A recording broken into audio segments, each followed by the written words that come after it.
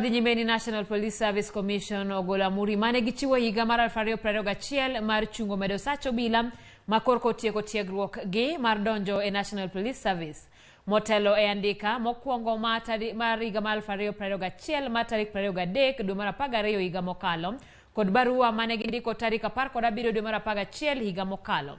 Negichiwo amuri mondo kik medo sach obila mar 1233 mane otieko tiegruok margi. Sani koro kaluwore kod ng'eto mar doho tarik 29 dwe mar 9 higani, giwacho ni chungo medo sachgi kendo kokalo e chwalo grade mar chudogi koa e J nyaka F ni e tok chik.